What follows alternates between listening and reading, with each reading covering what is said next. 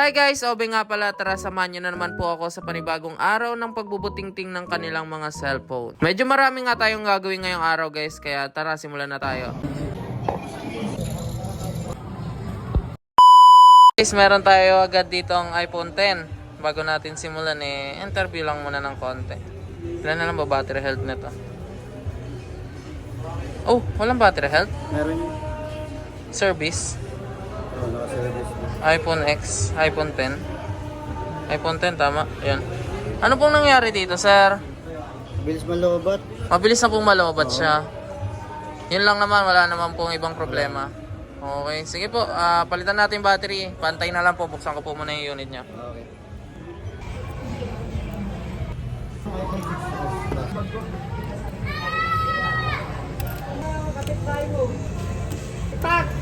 Ito guys, tabi muna natin yung screen niya. At yung ipapalit nga pala natin battery sa iPhone X niya, itong high capacity na mas advanced kaysa sa original. 3.1 yung mAh nung gagamitin natin. At dito sa original ay meron siyang 2.7. Mas advanced siya ng halos 300 na. 400. Yan. Tanggalin muna natin to at ikabit na natin itong bagong battery.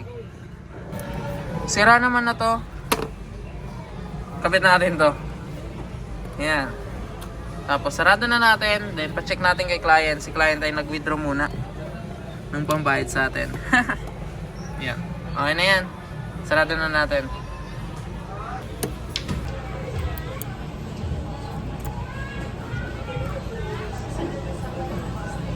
Yun, okay na yung iPhone X ni client. Balik na natin. May souvenir pa siya galing sa amin. Sir, okay na po yung phone nyo. Ito po yung souvenir mong battery. Pa-check na lang po kung bumalik sa 100%. At ayun nga po, maraming salamat si client from Boracay nga. Di joke lang. Taga-Antipolo po si client. Yan. Sir. Okay. Thank you. Ito guys, meron ulit tayo ditong bumabalik na issue. Common issue ng 13 Pro Max green screen. Subukan natin gawin. Salang natin sa lutuan. Buksan na natin to para magawa natin. Alright.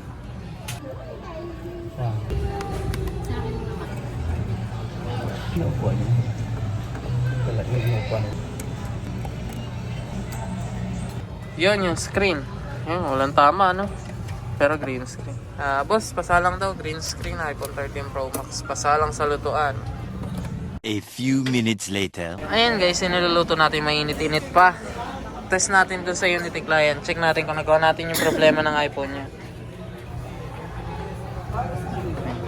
Ito po, wala talaga. Charan. Wow, pinapakaba kami po yan. Ayan, check nyo. Kinabahan po ba? Sakto lang. Check nyo po, pag okay na po sa inyo, tawagin nyo ako, sarado po natin. Ingatan nyo na lang po yung unit nyo. At ayun nga po, ano pong nangyari dyan sa phone nyo? Bigla na lang po yun ng ganito eh. Pero hindi naman po ito in-update. Hindi naman in-update, bigla na lang yun. Common issue talaga, 30 Pro. Sige po, test nyo po muna. Pag okay na po, balik nyo po sa akin. Po, okay na po sa inyo. Yan, pwede na ulit. Sarahin, di joke lang. Sige po, pantay na, sarado ko po.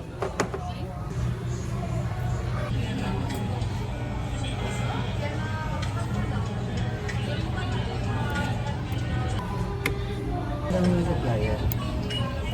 Ay, gagaling si Chen. Okay din naman. Madalas ako mo sa Kasi A5. Yan guys, yung iPhone 13 Pro Max. Okay na. Balik natin kay client. Yan po. Okay na po yung phone nyo. Ito po, pakip na po. At maraming salamat po sa pag-walk-in si client from Antipolo. Pero galing ka Bulacan po, di ba? Yan. Tsaka si ma'am from Antipolo. Sinamahan niya lang po. Okay na po. Thank you. Dito guys, meron ulit tayo dito ang iPhone X na medyo busog lang ng konti at sira yung LCD. Ngayon papalitan natin yung screen tsaka yung battery. Ang gagamitin natin battery, katulad pa rin yung kanina, advanced battery na mas mataas ng halos 400 mAh, tama. Tsaka yung gagamitin nating screen ay yung OLED type. Ngayon buksan muna natin to at gawin natin yung problema ng iPhone ni client.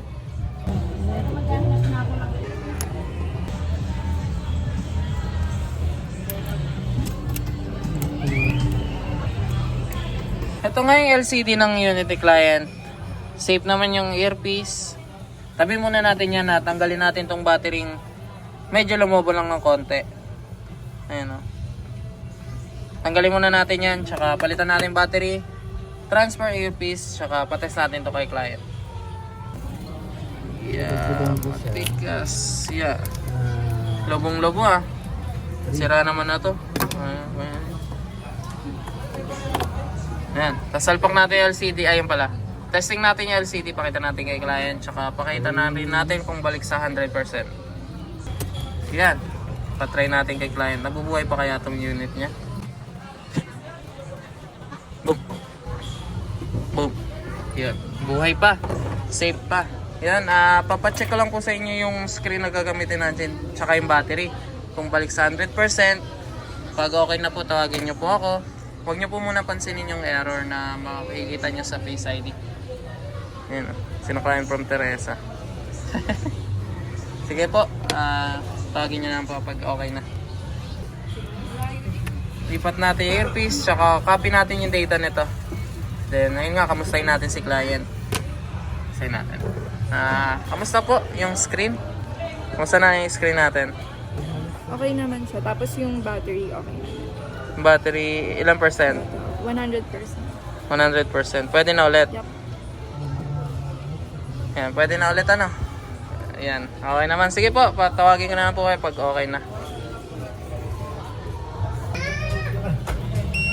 Yan, nakuha na natin yung data ng lumang screen. Transfer natin tong earpiece, tapos sarado na natin. Data.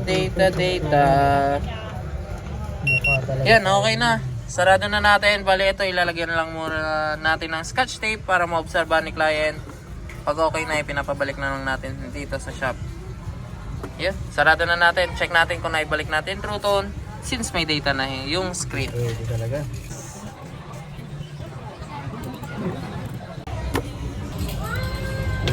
Yan guys, okay na tong unit ni client na nagpalit tayo ng screen tsaka battery. Ito na po yung phone nyo. May souvenir po kayo, galing kayo Beng. Yung battery tsaka yung pinagpalitan yung screen. Pwede nyo na po itapon or ipakit nyo para ipa-frame. Okay na po yung phone nyo, pwede na ulit sirain. Yan. Check nyo po kung naibalik yung True Tone. At ayun nga po, maraming salamat sa pag-walk-in. Sinakayan from Teresa. Ayan o. Thank you po. Ito na lang. Oh boss. Thank you po. Guys, may humabol. Meron tayo ngayon ditong iPhone XS na LCD yung problema. Ito na nga lang natitira sa display. Kulay blue na lang. Tsaka basag rin yung likod. Pero yun nga, LCD muna. Yun yung importante. At yung gagamitin natin screen para sa iPhone niya, itong replacement type o yung Class A. Buksan muna natin to para hindi na tayo maabutan ng closing.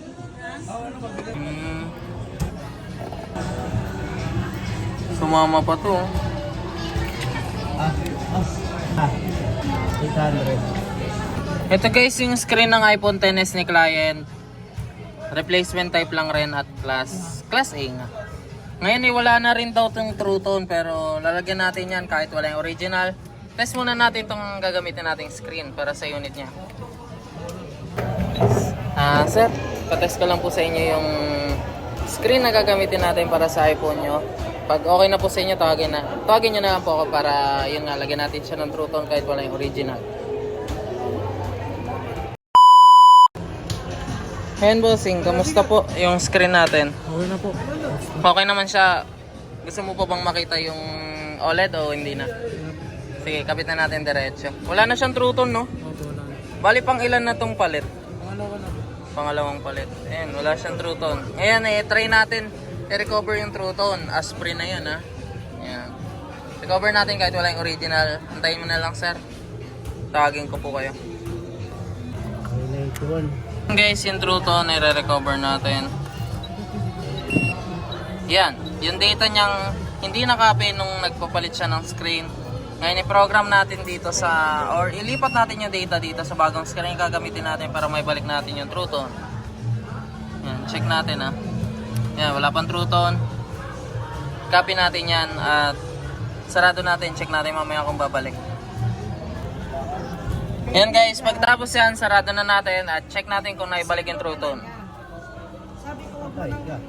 Okay yan, okay na. Bigyan mo ka dito. Ano mo nakikita na ka dito?